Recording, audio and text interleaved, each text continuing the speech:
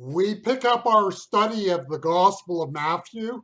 We will find ourselves in Matthew chapter 13, and in this case, we're going to be going back to verses 24 to 26. In a moment, I'll explain why we have stepped out of order at this point. Matthew chapter 13, beginning with verse 24, and reading from Willis Barnstone's The New Covenant, a translation of the New Testament. He said another parable before them, saying, "The kingdom of the skies is like someone who sowed good seed in his field. And while the people were asleep, his enemy came and sowed weeds among the wheat and went away. When the plants bore and grew fruit, then the weeds also appeared." Now, why are we deviating from the order of Matthew at this point? This is in terms of convenience sake for us. The parable of the weeds is found in verses 24 to 30, and then in verses 36 to 43, Jesus interprets the parable for us. This is why verses 31 to 35 seemed out of order. What we see in these two halves is a public side of Jesus' ministry and a private side of his teaching ministry where he took aside the apostles. In these private sessions, he could go back and address what he taught in public and work through the truths with the apostles. The teaching ministry in the church must operate on more than one level. The apostles would not have grown and developed if all they had was the public preaching of Jesus. So understand, not everybody out there needs to be exposed to or aware of some of the intricacies of what it means to believe as a Christian.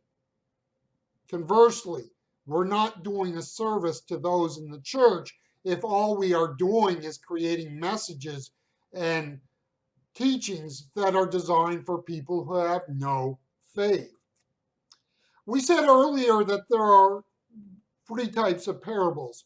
And if you are not familiar with the historical background of the era, we could easily see this parable as a story created by Jesus designed to be somewhat comical. It seems to have, from our perspective, a preposterous side to it. A farmer is sleeping and his enemy does that? Where's that coming from? In the non-agrarian Western world, it is hard to relate to what is here. In fact, it's hard to relate to what is here because this is first century farming. And this is something that actually was not unheard of in this era. In fact, we could turn outside of the promised land to the Roman world, and we could actually find Roman laws dealing with this problem. This, in that sense, makes this parable very much an everyday life experience. So when Jesus told this parable, this was something that people could relate to, understand, and in some sense maybe have an awareness of where it might have actually happened to a friend of a friend, sort of thing. It was in that sense taken from the headlines of the day. The weed in question here is what is called darnel. Darnel was a major problem in wheat growing areas. In fact, darnel was a problem until modern farming technology and techniques eliminated this as an issue. The problem with darnel is that it looks very similar to wheat, in particular when it is first sprouting from the ground. Now apply this to the life of the church. What is the greatest danger in the church? Those people who claim to be of church and outside the church hours are living a decadent, degenerate sort of life and lifestyle? Or is it the person in the church who comes across as prim and proper, who is, to all the eyes, committed, dedicated, devoted to the work and ministry in the church, but below the surface is cold and closed to the things of God? What is the greatest danger? It is the latter person. You see, the one is easy to spot as a fraud.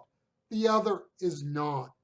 The reality is that the institutional church will always have people who claim to be of Christ, whose God is self.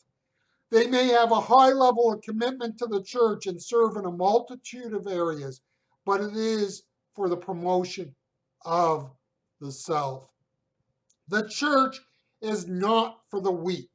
The institutional church has, through its history, too often been at odds with the true church.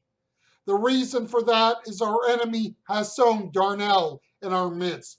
And the long term, it will probably be harder for you to learn to live your faith out in the church than in the world you are in. In the church, we expect people to be Christian. We expect people to be open and responsive to the call of God in their lives. We expect the people of the church to forgive and love others. We expect in the church all clergy to be there for the good of the flock. Now, is this a reason to abandon ship? The answer is no. It may feel like this, but the answer is still no.